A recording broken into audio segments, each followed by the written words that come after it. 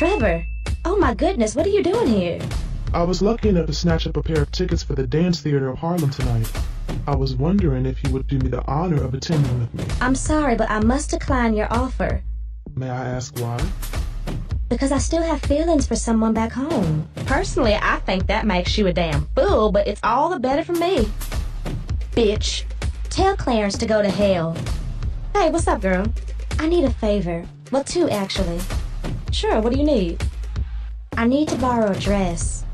Something fancy. A lot of women like me. You know that. But I'm following my heart. And I hope that you will too. I couldn't stand the way Marianne was acting. Something had to be done. Drastic times called for drastic measures. I belong to this all-female investment club, and I was wondering if you wanted to sit in on our monthly meeting Saturday. But what about the other women in the club? Do you think they'll mind?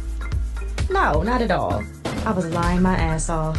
I would be lucky if Olive didn't slap the shit out of me on sight. Thanks for inviting me. Oh, you're so very welcome, Marianne. Don't mention it.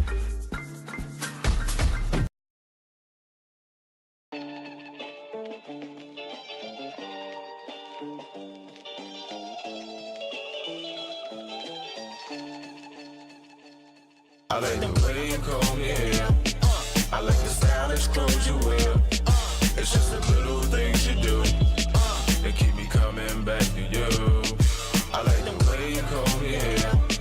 I like the stylish clothes you wear. It's just the little things you do that keep me coming back to you.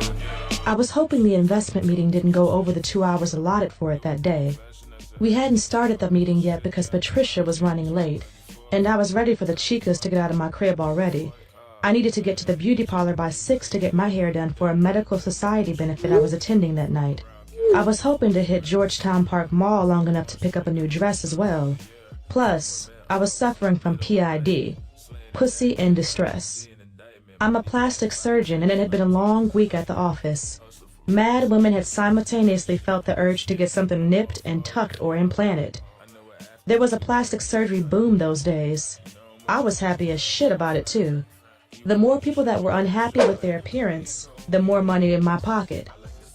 People, in particular my parents, always bombarded me with questions about why I chose to become a plastic surgeon instead of a cardiologist or neurologist.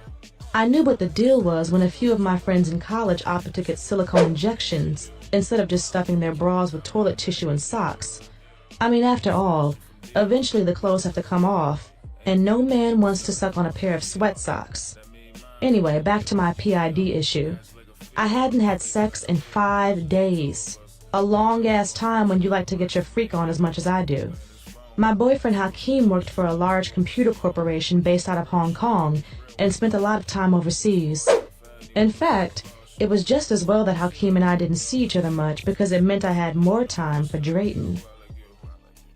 Hakeem was a sensible relationship, while Drayton was strictly a fuck thing. In fact, he never even knew my real name the entire time we were fucking the shit out of each other.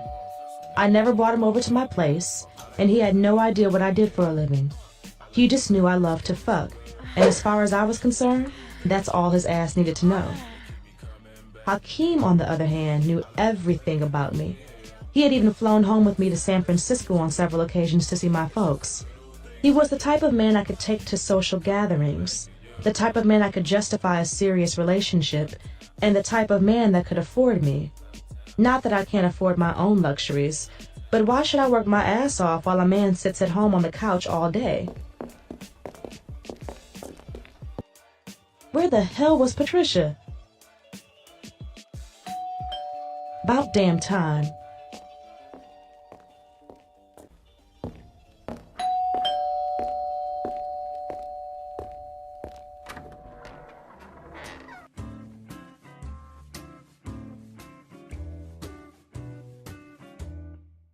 Don't have a hissy fit. I can explain. Hey, Olive. Sorry we're late. Olive, this is Mary Ann Ferguson.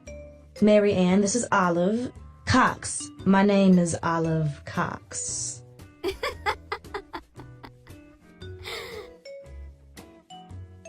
Nice to meet you, Olive Cox. I could tell in the span of one sentence that the sister was a country bumpkin, and country bumpkins and I had never mixed.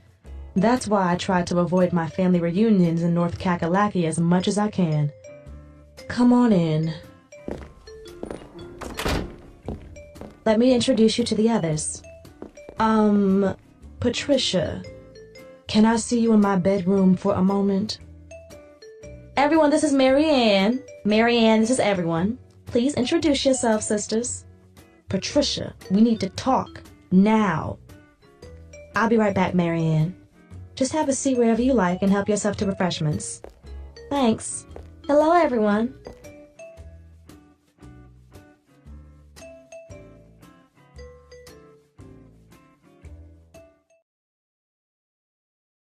How dare you bring that countrified chica up in my place?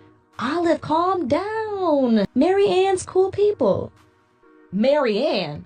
What an Arcadian-sounding name. I bet her daddy owns a pig farm down in Tennessee. Actually, her daddy raises chickens in South Dakota. I knew it. She had hee-haw written all over her ass. Patricia, what's so damn funny? I'm not the least bit amused by any of this. I know the rest of the sorors are out there sitting on pins and needles. I don't see why they would be. It's only our investment club meeting. It's only our investment club meeting. It's only our investment club meeting. We all made an agreement that no one would bring someone up in here without the sorority discussing it first. I just wanted to introduce her around. How can they discuss someone they've never met? Olive, it's not like this is a freak night. There's not a dick in the house. That's not the point, and you know it. Besides, from what I've seen so far, that chica's scared of her own shadow, much less a dick. I'm telling you that Mary Ann has potential. She just needs to loosen up a bit. She's not too keen on strangers. So, what's she supposed to do on freak nights? Shiver under the covers? See, now you're being damn ridiculous. APF may not be the right thing for her. I'll concede that much. But I'd like to nominate her anyway. There's only one way to find out whether she's down or not. You're forgetting one thing. Our membership is closed. We voted to keep the DC membership to an even dozen. Remember? Let's make it a baker's dozen then. Miss Hee-Haw is an APF material, and that's the bottom freaking line. They all said the same thing about me at first, but you fought tooth and nail to get me inducted. She had a valid point, but that was a totally different situation. When I first met Patricia at an art gallery opening, I knew she was APF material from Jump Street. That's because I sensed something remarkable about you. Well, I sensed something remarkable about Mary Ann. I can't imagine that. You spent all of 2 minutes with her. Give her a chance. That's all I'm asking. For me? Please? She knew that little puppy dog pout always lured me in. I could never deny her anything. After all, she was my masterpiece. Okay, fine. I'll go out there and see what she's talking about, where her head is, but I'm not promising anything. I understand. Thanks, Sora. All I can say is this. You better not show up at our little soiree in a couple of weeks with the chicken farm queen in tow. Or else. Or else what? You'll find out. Aw, save your idle threats, Olive. You might stress some people out, but you could never intimidate me. Underneath that fire and ice exterior, I know you're just a putty cat. Let's just go back out to check on the others. I bet they're being so quiet you can hear the kitchen faucet dripping.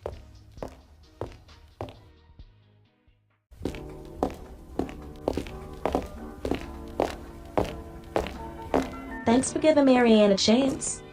She's smart, she's attractive, and she has an extremely bright future in front of her. Yeah, and she's also from South Dakota. See, I told you they'd be pissed off over this. Just call the meeting to order. Sorry about that. I had to talk to Olive about something right quick. You having a good time? Actually, I was thinking about waiting for you in the car. I don't fit in here, that's obvious. Yes, you do. You're here with me, thus you fit in. Just relax. I get the impression they don't want me here. No one said a word to me the entire time you were in the bedroom. They've just been in there staring at me and whispering to each other. Don't worry about it. Let's just have a seat.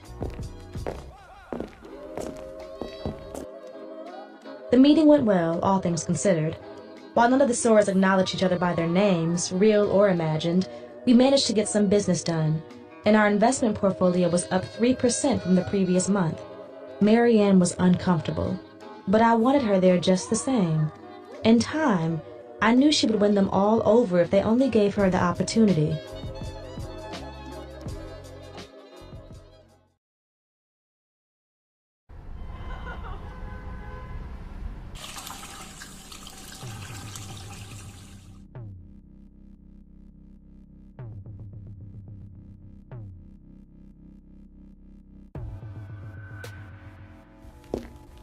So, Marianne, you go to school with Patricia? She says you're very smart. Yes, she and I live in the same dorm. How long have you been in D.C.? Just a couple of months. How do you like it? I've enjoyed myself so far. Patricia's been kind enough to show me around.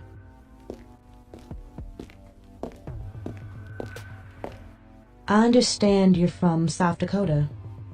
Yes, born and raised. I love the country.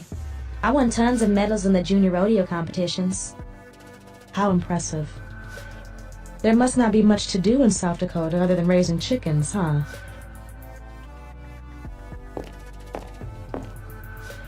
I see Patricia has told you a lot about me. Not really.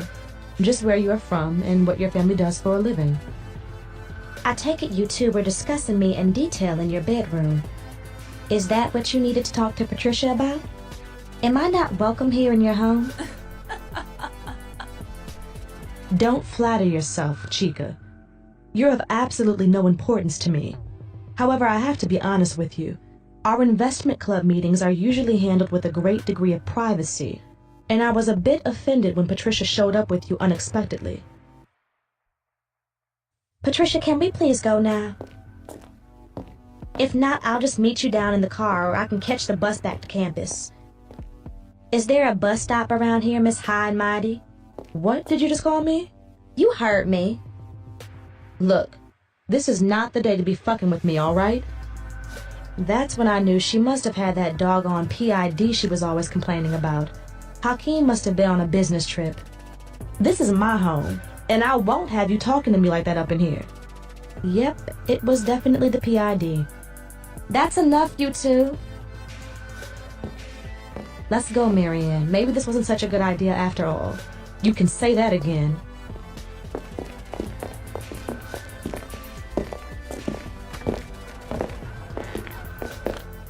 You didn't have to be so mean. She copped an attitude first. No, everything was kosher until you started poking fun at her background. You ought to be ashamed of yourself. You aren't exactly raised with a silver spoon in your mouth either. I knew that would get to her. As much as she tried to hide it, Olive came from very humble beginnings and was the first person in her family to attend college. I'm leaving because I don't want to be rude and leave Marianne lingering in the hallway. You and the rest of the sores have been rude enough. We'll continue this discussion later, Patricia. We damn sure will.